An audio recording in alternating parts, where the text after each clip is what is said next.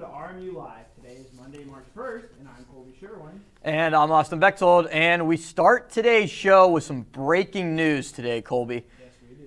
As there's big news with Governor Tom Wolf announcing on Twitter just moments ago that they would be revisiting and lifting COVID-19 restrictions in Pennsylvania, with the maximum number of occupancy for both indoor and outdoor events being increased. And out-of-state travel restrictions will also be eliminated as well.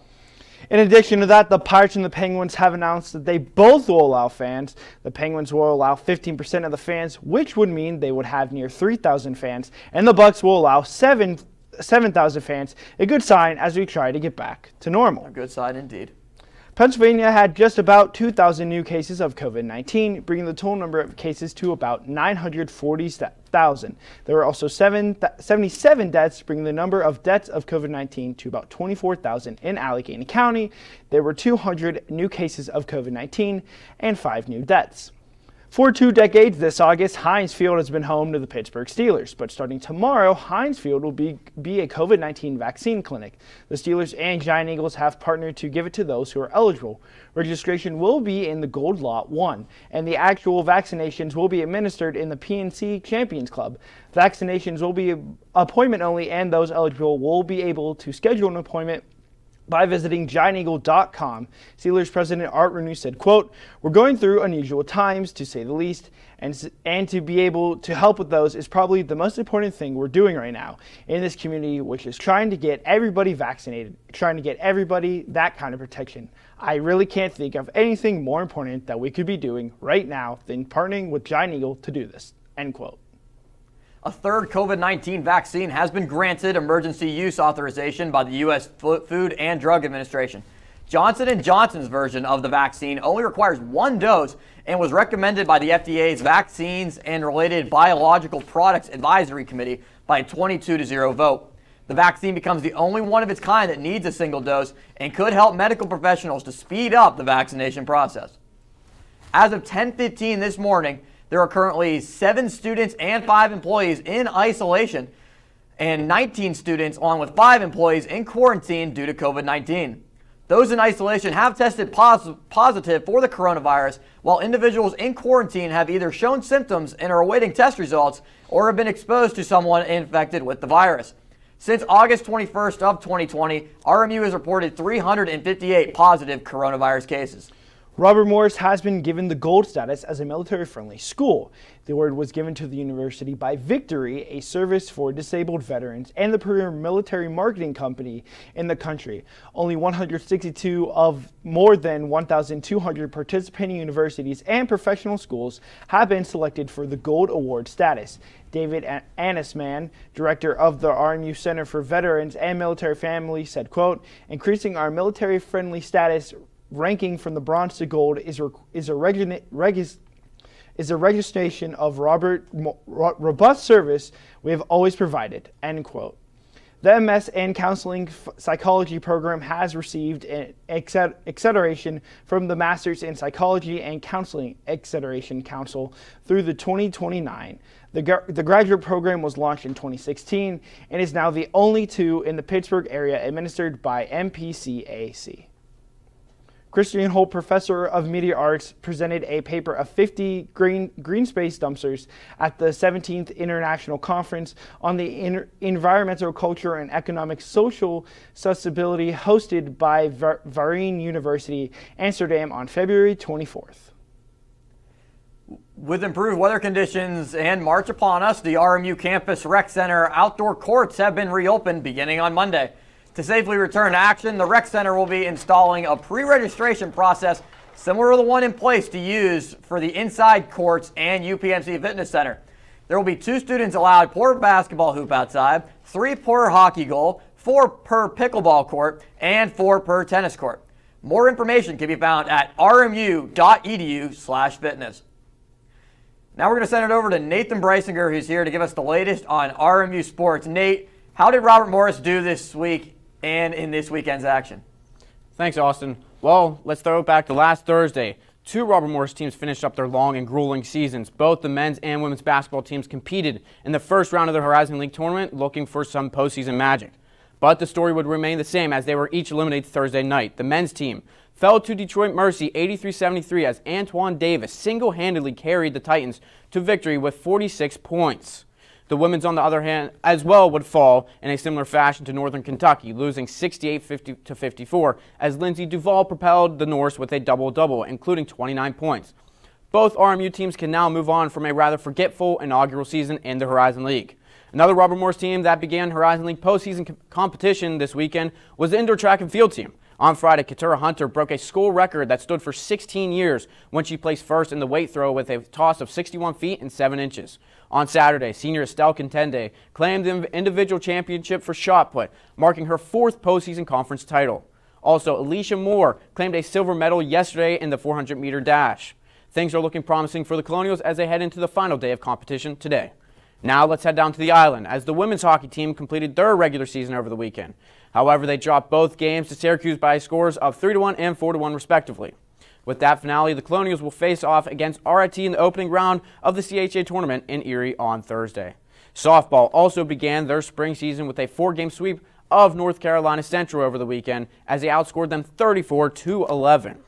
Now let's discuss the Joe Walton sports teams that were in action this weekend. Robert Morris football traveled to James Madison in hopes of an upset. Early on, they had a solid start as they were tied with the Dukes at 16 going into half, but JMU would roll to a 36-16 win after that. The Colonials return home in 2 weeks when they take on Monmouth. As for the two lacrosse programs, the men's team traveled to South Bend, Indiana, where they would get walloped by the number 8 Notre Dame Fighting Irish, 19-7. On the other hand, the women's lacrosse team improved to 3-0 after 8 unanswered goals propelled them to a win over Gardner-Webb. Last week, Mackenzie Gandy broke the all-time points record when they defeated Fresno State, as she totaled 6 goals in that one.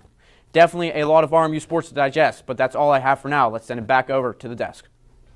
Thank you, Nate. Looking for even more RMU sports? Visit colonialsportsnetwork.com to stay up to date on all Robert Morris athletics. And if you're looking for more RMU-related news, you can visit us at rmucentralmedia.com. A string of Sunday night armed robberies has Pittsburgh police looking for answers. The first robbery occurred around 1:30 a.m. at the Marathon gas station on Penn Avenue in Lawrenceville, with the second at the Shell station in East Liberty along Baum Boulevard 15 minutes later. 2 men were involved in both robberies, with one being armed, demanding cash and cigarettes. Police were also seen at South Braddock Avenue's Come and Go store in Swissville. A woman has died in eastern Pennsylvania after a shooting in a Walmart parking lot. Police say the shooting, which also wounded another individual, took place before 7 p.m. Friday in Whitehall Township. The woman's name has not yet been released and was pronounced dead at Lehigh Valley Hospital, Cedar Crest, just over 30 minutes after being shot. The woman had 1 or more gunshot wounds when she was found.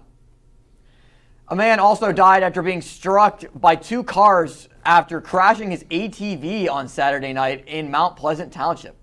Police say 39-year-old Timothy Strobel crashed around 8:45 p.m. on Route 819 near Brinker and Steeleries roads after being hit by a Kia Soul and Ford Escape, with the Kia heading southbound and the Ford heading northbound.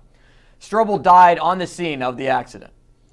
The Fayette County coroner has identified the woman killed Saturday afternoon when her vehicle crashed into a brick wall in Franklin Township. The coroner, Philip Riley, has said the victim is 42-year-old Beverly Daughtery. Riley said Daughtery was northbound on Route 51 near Allen Road when her SUV went off the road and crossed all 4 lanes of the highway. A Pennsylvania man led police on a highway speed chase Friday when he was towing a U-Haul trailer. State troopers said they saw Michael David Myers driving a gold GMC Evoy, pulling the trailer around 11:30 a.m. Police tried to pull him over because he was going 78 in a 70 zone. Myers started swerving through traffic, drove through a Lowe's parking lot and a brick wall on the road before hitting a curb, which caused the trailer to unhook. Myers was arrested and charged with fleeing and looting, reckless endangerment, and driving while under the influence. The I-79 Neville Island Bridge is getting a facelift beginning on Monday. PennDOT is placing single-lane restrictions in both directions on the bridge from 9 a.m. to 3 p.m. through March 15th. PennDOT may also restrict 2-lane traffic on weeknights from 8 p.m. to 6 a.m. through March 16th as necessary, with preservation work in the area continuing throughout 2023. The Mon Wharf is closed due to a flood advisory. The First Avenue Garage and Second Avenue Plaza are being used for alternative parking to the wharf's 700 spot lot. A flood advisory has been issued for the Ohio River from Monday morning through Wednesday evening as well. The wharf was previously flooded on February 11th, earlier last month. Well, Austin, it was a cold one today after a very warm weekend. It is starting to warm up a little bit, Colby, but let's send it over to John Blood to give us a little bit more of a look as to today's weather and what's going on outside. John? Thank you, guys. And as the boys were saying, there has been some flooding issues in the Pittsburgh area. But as you can see behind me, it's relatively clear out today here at Robert Morris University. Let's take a look at today's forecast. As you can see, the high is 40 degrees, which is warmer than the temperatures we've been seeing. But when that wind comes by, man, you can really feel that low of 17 degrees. The chance of precipitation here only being 2%, but that humidity is at 69%. Moving on to your hourly forecast, that 40 degrees is supposed to stay by 3 p.m. Apparently only dropping down to 28 degrees by the end of the day there, down at 9 p.m. But as I mentioned, that wind is brutal. Moving on to tomorrow's forecast, that high of 39 is going to stick around, but this time the range is only going to drop down to 27 degrees Fahrenheit for your low. And as of the chance of precipitation, you're looking at a nice 0 goose egg there. No rain tomorrow, but we may see some rain later on in the week, and I'll be back in the weather studio to tell you more about that later in the episode. We'll toss it back to the guys. Thank you very much, John. Coming up, President Trump spoke at this weekend's CPAC conference. We will have the details for you Here on RMU Live. Roll over. Chance high five. All right. When you adopt a shelter pet, you discover all the things that make them unique. And your mother and...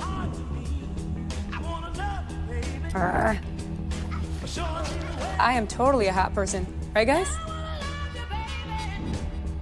Thanks for being honest. They're a little bit of a lot of things, but they're all pure love. Adopt pure love at theshelterpetproject.org. Multiple studies have shown that marijuana can slow both driver reaction and response time, which can be really dangerous. He's here. He's here. Wait. What? I can't drive. Why? My. Oh.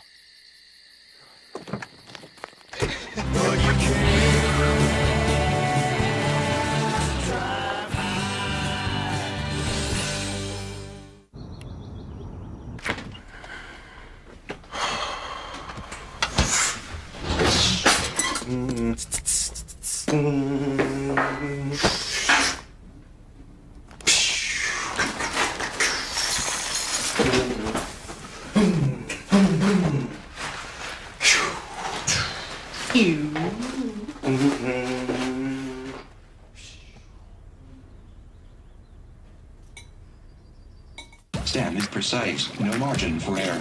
Dare to forget that. Dare to have fun with it. Get weird with it. Dare to send those old STEM theories flying past the neighbor's house into outer space.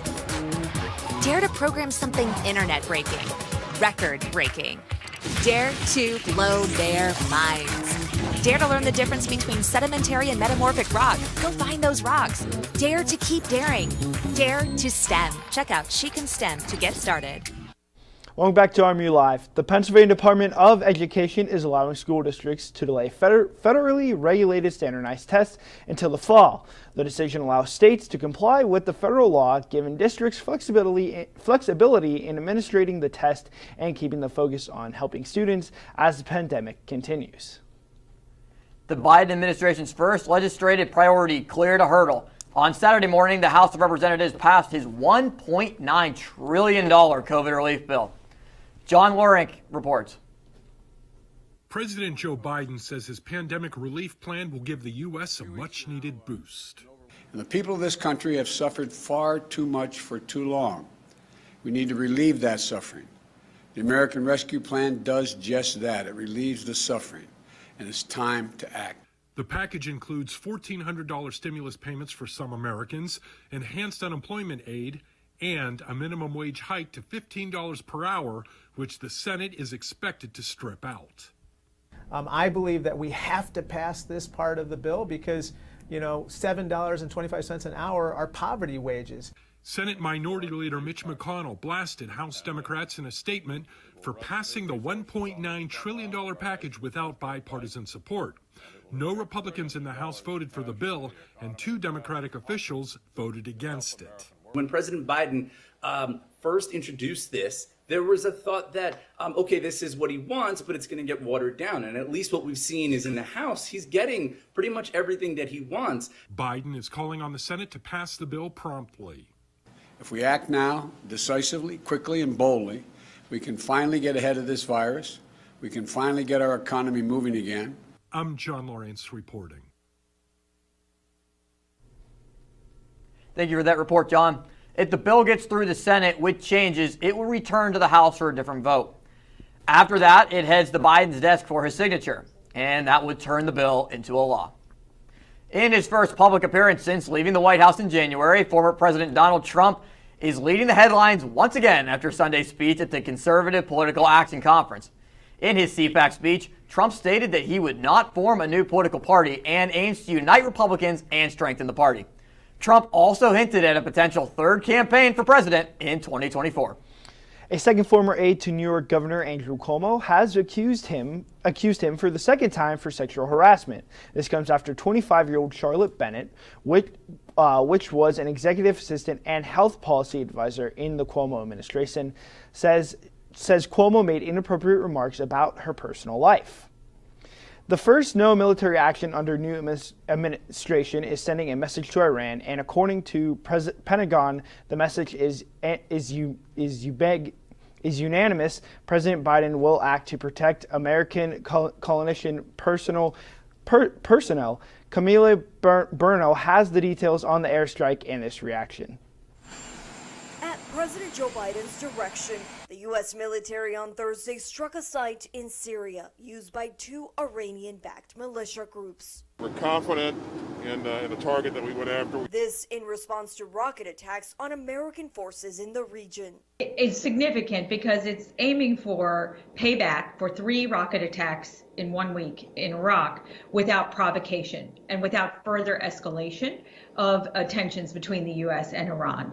It's a delicate balance. The administration preparing for negotiations on Iran's nuclear program and the strike potentially complicating an already fragile process. The U.S. is really making a distinction between Iran and the diplomatic outreach that happened last week and the Iranian proxies that are really expanding the influence and the footprint of Iran across the region. Over on Capitol Hill, several prominent Republicans praising the response, while the president's own party is raising concerns about the lack of congressional approval. We haven't been briefed yet, and we have not authorized war in Syria. But the White House says the strikes were backed by Article 2 of the Constitution and the UN Charter.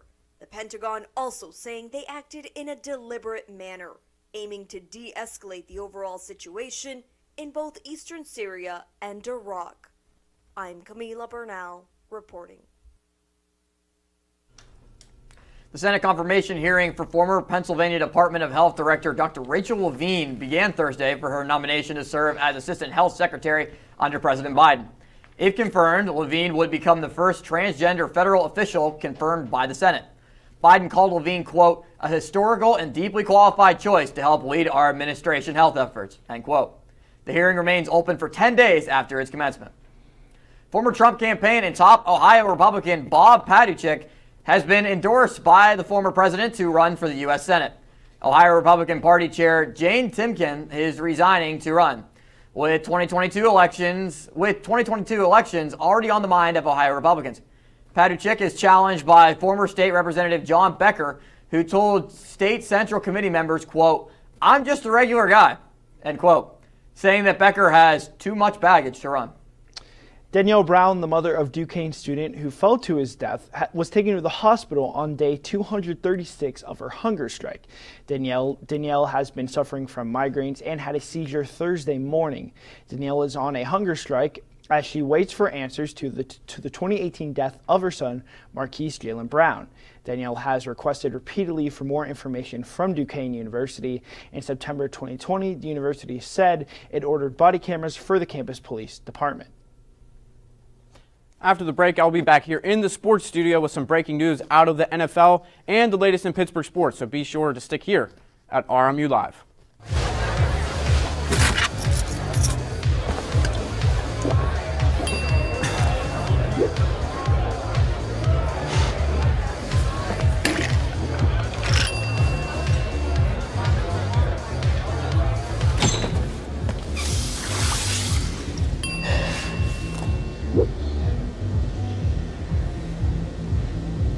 If you need to do something to feel okay to drive, you're not okay to drive.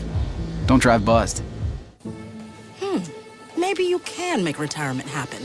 After all, you made her college years happen.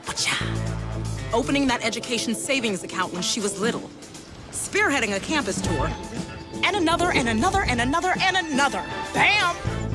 Deciphering financial aid. She was like, what? And now she's like, you aced planning for college. Now get the tips you need to get on track at aceyourretirement.org. Jason, let's go see your room.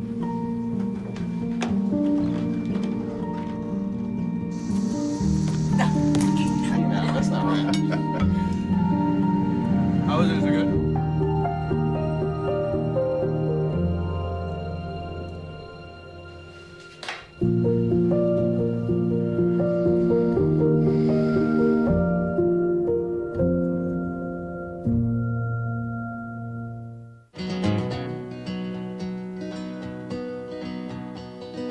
Things could be stranger, but I don't know how. I'm going through changes now. Could spend a lifetime trying to figure it out. I'm going through changes, through all of the strangeness. I'm going through changes now. Welcome back to RMU Live. The suspended Ambridge police chief has been fired through the borough manager. Confirmed Friday, James Mann was fired after a special meeting on Thursday at 5 p.m., but had no further comments.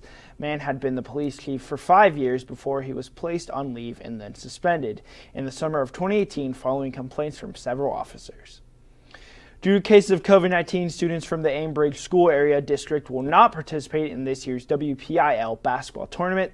The team is now in a 10-day quarantine, which forces the team to forfeit Saturday's game against Bureau and eliminating them from this year's playoffs.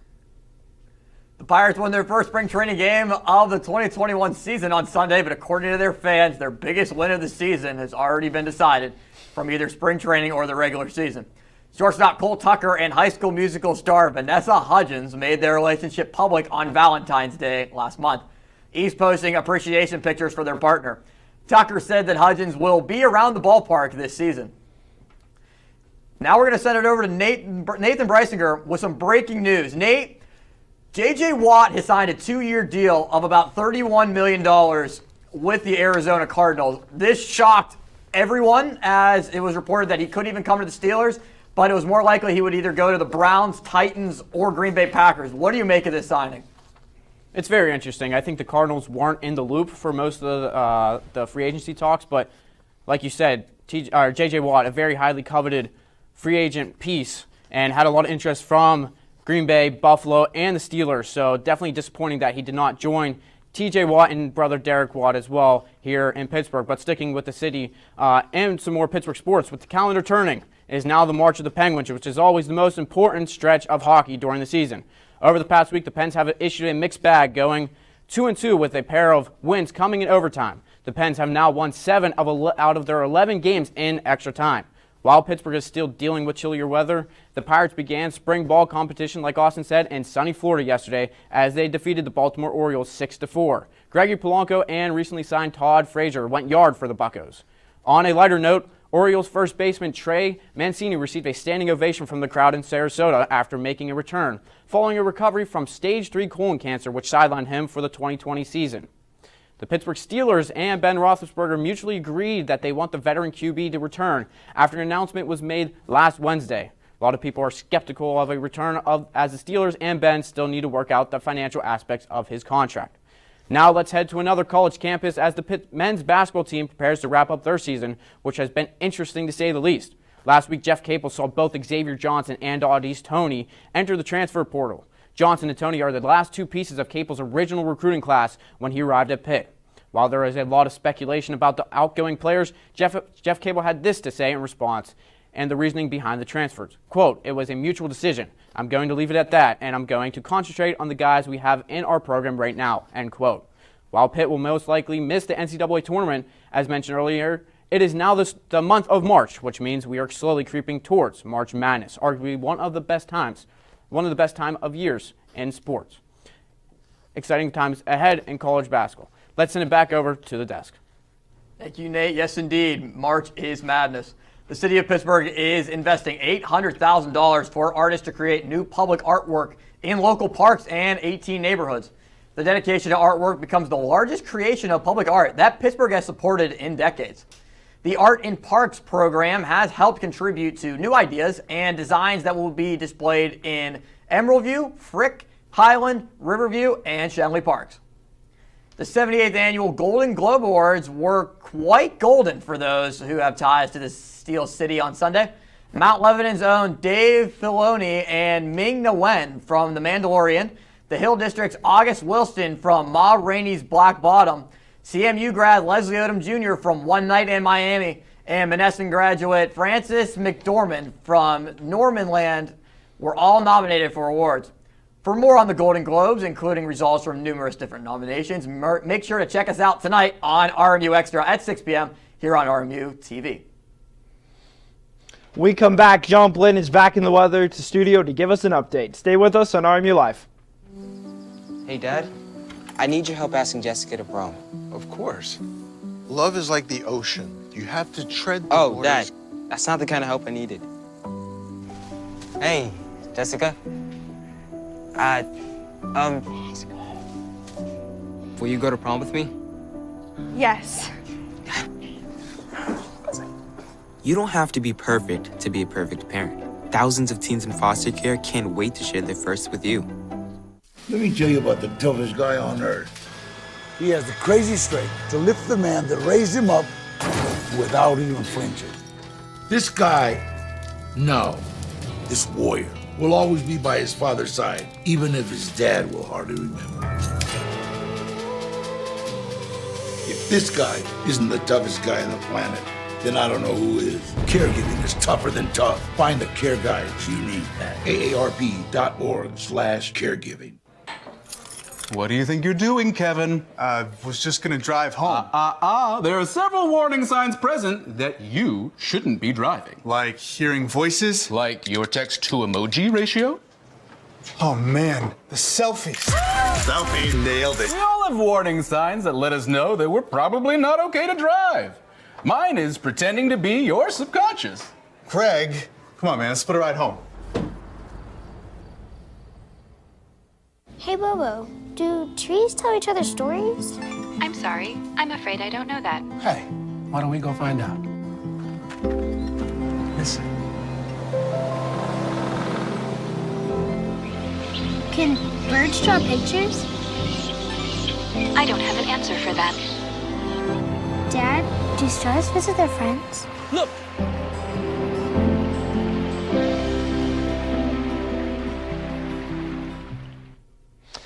Welcome back to RMU Live. John Blinn is back in our mobile weather studio to give us an update. John? Thank you again, Austin and Colby. And just to reiterate, tomorrow's forecast is going to have a high of 39 degrees, only a low of 27 degrees, so not as cold as it is today. And that chance of precipitation is only 0%. As we look on to the 5-day forecast, though, we are seeing some sun all throughout the week. It's going to be a nice, warm, spring-like week right in between that winter to spring transition, with Wednesday being as high as 51 degrees, only dropping down to 30 degrees. And you're going to see some similar temperatures all throughout the week, 39 degrees being the lowest out of those on Thursday, and 46 degrees being the highest from that 4-day span at 46 degrees. As you can see, sun peeking out of the clouds most of those days. So as you can see, it's mostly going to be a sunny week, with Friday actually being a sunny day. So I know that I look forward to that, and I hope that you will as well. We'll send it back to Austin and Colby at the desk. I sure hope I will, John. But for everybody here at RMU Live, thank you for watching, and we will see you next Monday.